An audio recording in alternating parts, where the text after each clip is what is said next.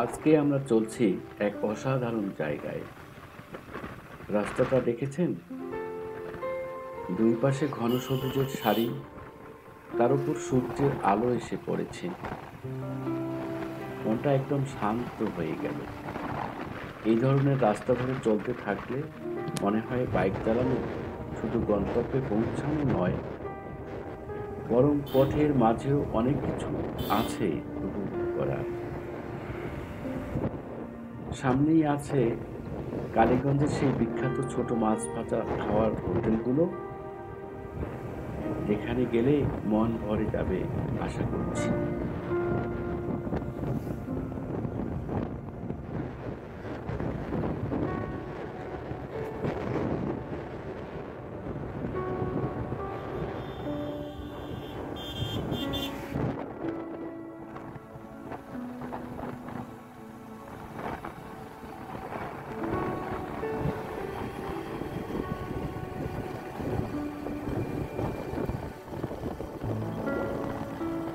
আহা, সেইরাম লাগছে।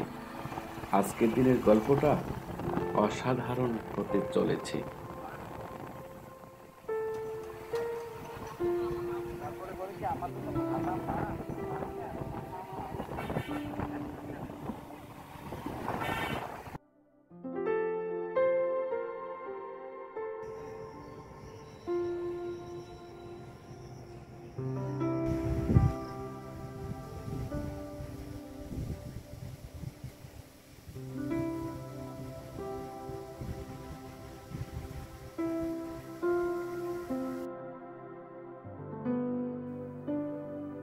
জীবনটা কত ছোট আর ভঙ্গুর, তাই না?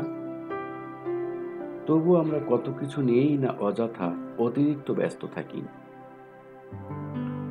যদি অপ্রয়োজনীয় সবকিছুকে ফেলে শুধু মানুষ হিসেবে বাঁচতে পারতাম, তাহলে হয়তো আমাদের নিজেদের জীবনেও শান্তি আসতো, আর পুরো পৃথিবীটাও অনেক সুন্দর হয়ে উঠত। এই জায়গাটা কি আমাদের সেই শিক্ষাটাই দিচ্ছে না? শান্তিতে বাঁচো, সবাইকে সাথে নিয়ে ভালোবাসায় ভরন্ত হয়ে বাঁচো।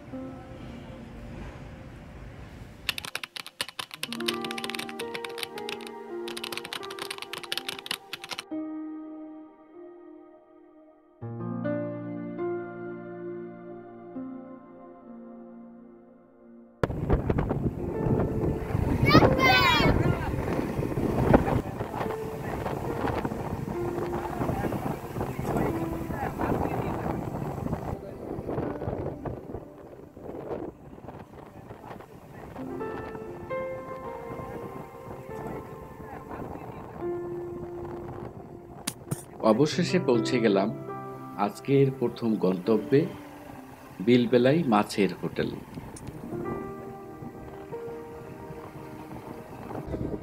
আজকাল এই জায়গাটা দারুণ জনপ্রিয় হয়েছে। দেখুন কেমন ভিড় লেগে গেছে। এখানকার নিয়ম হলো, যদি আগে ভাগে না আসেন তাহলে টেবিলে বসার সুযোগ পেতে অপেক্ষাতে থাকতে হবে।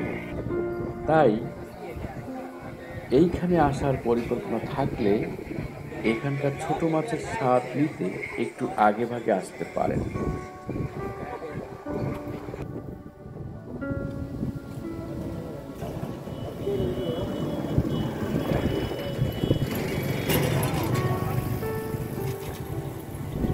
বেলাই বিল দেশি মাছের জন্য একটি দারুণ ভান্ডার। কিন্তু কলকারখানার বিষাক্ত তরল ও ক্ষতিকর পদার্থের কারণে বিলটি বেশ দূষিত হচ্ছে। দূষণের ফলে বিল থেকে দেশি জাতের মাছ হারিয়ে যাচ্ছে এবং উৎপাদন কমে যাচ্ছে। এই বেলাই বিল এই অঞ্চলের মানুষের জীবন জীবিকা, কৃষি ও পরিবেশের জন্য অনেক গুরুত্বপূর্ণ। আমরা যারাই কলকারখানার সাথে জড়িত, চলেন চেষ্টা করি পরিবেশকে রক্ষা করে কাজ করতে।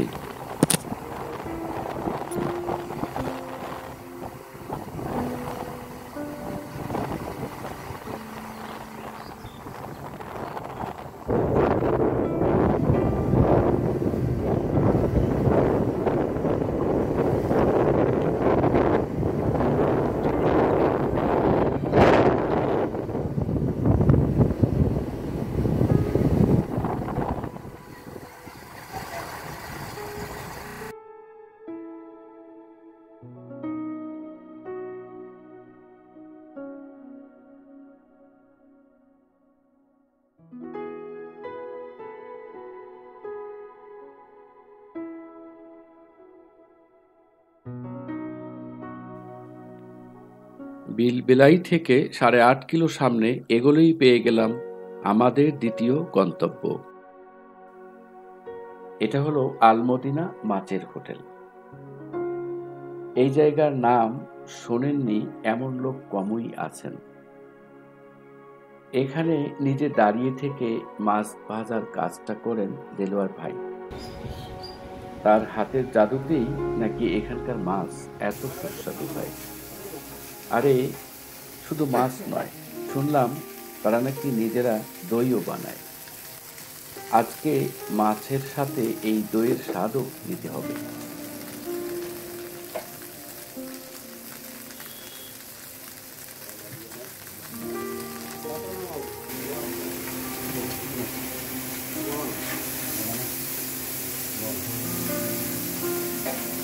এটা ভুতুম মাছ, এটা তো সাধারণত নদীতে বিলে পাওয়া যায়। আর এটা খেতে বেশ মজা।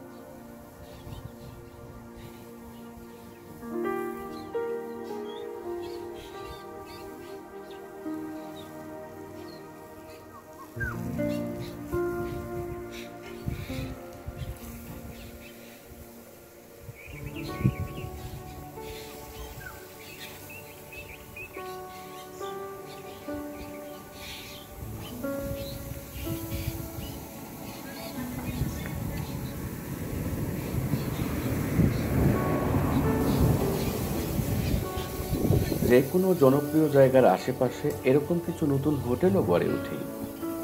এই দেখুন, এই দুটো জায়গা হয়তো ততটা বিখ্যাত নয়, কিন্তু এদেরও নিজস্ব একটা স্বাদ আর পরিবেশ আছে। বাইক নিয়ে চলার সময় এরকম নতুন নতুন জায়গা আবিষ্কার করার মজাই আলাদা।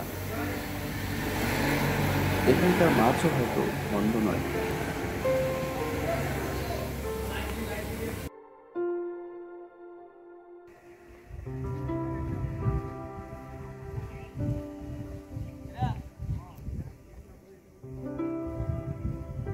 এখন আমরা এসেছি এই এলাকার সবচেয়ে পুরনো এবং বলা চলে এখানকার বস এর কাছে।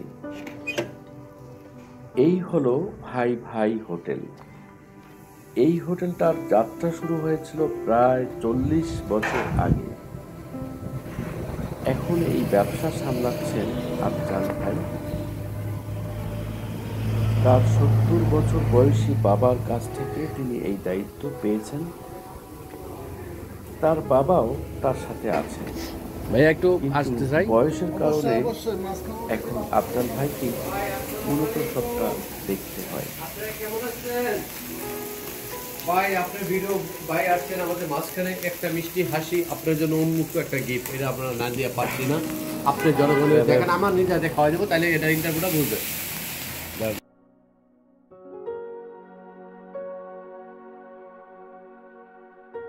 আমারটা চালু হওয়ার পরে চালু হয়েছে আমার চাচা আলমদের,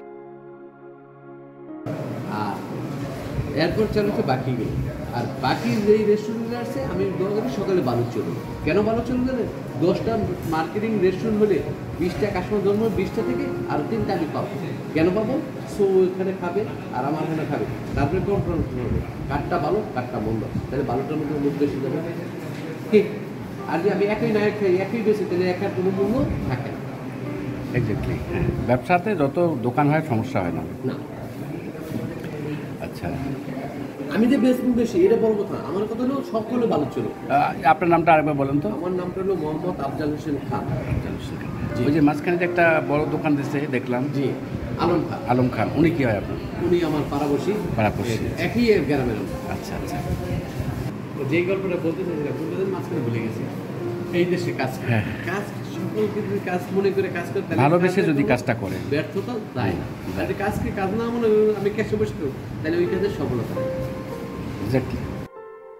দেলোয়ার ভাই, যিনি আল মদিনার মালিক, তিনি সম্পর্কে আফজাল ভাইয়ের চাচা, অর্থাৎ তার বাবার ছোট ভাই। ভাবা যায় একই পরিবারের দুজন এত অসাধারণ কর্মময় মানুষ।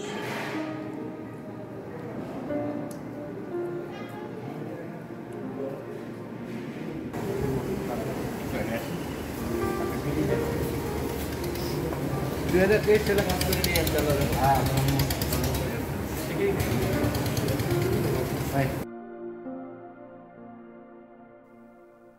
আফজাল ভাই খুবই মিশুক এবং প্রাণবন্ত এক যুবক। তার পুরোটা প্যাকেজেই যেন জাদু আছে। তার প্রাণ প্রাচুর্য আমাকে মুগ্ধ করেছে। এই ধরনের জায়গাগুলোতেই বোঝা যায় বাইকারদের জন্য গন্তব্য শুধু রাস্তা নয়, তার সাথে মিশে আছে এরকম অসাধারণ মানুষদের গল্প। আজকের দিনটা ছিল শুধু মাছ ভাজা খাওয়ার জন্য নয়, বরং এই পথের গল্প, এখানকার মানুষের জীবনকে কাছ থেকে দেখার অভিজ্ঞতা এবং কিছু স্মৃতি তৈরি করার জন্য। এইগুলোই আমাদের বাইকারদের জীবনের সবচেয়ে সুন্দরতম কিছু মুহূর্ত, কিছু স্মৃতি, আমাদের জীবন।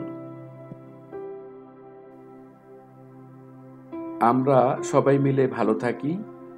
দেখা হবে সামনে কোনো নতুন গল্পে।